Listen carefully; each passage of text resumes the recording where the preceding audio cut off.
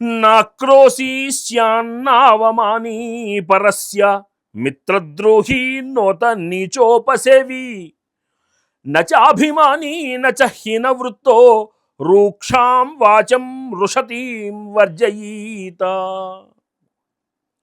ఇతరులను అవమానించరాదు. చాలా స్పష్టముగా చెప్తున్నాడు. వాడు ఎంతటి దోషమైనా చెయ్యనివ్వండి, ఇతరులని దూషించరాదు, అవమానించరాదు, మిత్రద్రోహం చెయ్యరాదు. ఒక మాట ఇచ్చి ఒక మాట నిలబెట్టుకుని ఒక మాట మీద అడుగులు వేసిన తర్వాత ప్రాణం పొయ్యినా వెనక్కి తగ్గకూడదు. కాలక్షేపం కోసం కబుర్లు చెప్పకూడదు. అంతవరకు నచ్చింది, అప్పుడు నచ్చలేదని మనం ముఖం తిప్పుకోకూడదు. ఇవన్నీ మిత్రద్రోహానికి సంబంధించినటువంటి విషయాలు. నీచుల్ని సేవించరాదు, అర్హత లేని వాళ్ళని దగ్గరకు తీసుకురాకూడదు. ఎందుకని?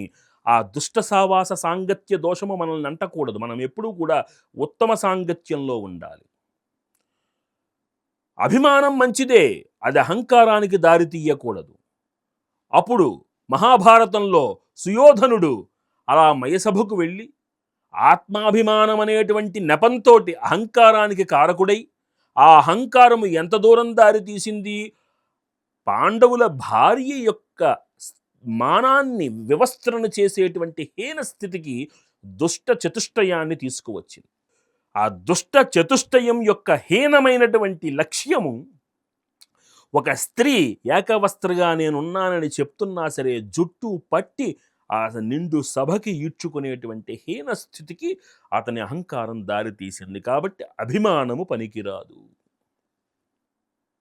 నీ యొక్క స్థాయిని నిలుపుకునేటందుకు, చూపించుకునేటందుకు నీచమైన ప్రవర్తన సరికాదు. ఇది మళ్ళీ సుయోధన, దుశ్శాసనులు, శకుని, కర్ణులు చేసినటువంటి దురాగతం మనకి స్పష్టమవుతోంది.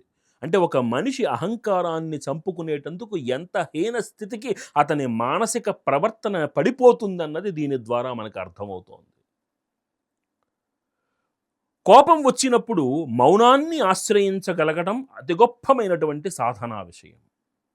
కానీ ఆ కోపాన్ని ఆ క్షణంలోనే తీర్చేసుకోవాలనుకుని ముఖాన్ని మార్చేసుకుని ఇతరులను చూసి ఎంత హీనమైన స్థితిలో వారితో మాట్లాడతామో మనకే తెలియదు. ఎందుకని? అహంకారం, ఆత్మాభిమానం, నేను అనేటువంటి భావన, నన్ను అనేటువంటి భావన మూర్ఖత్వము.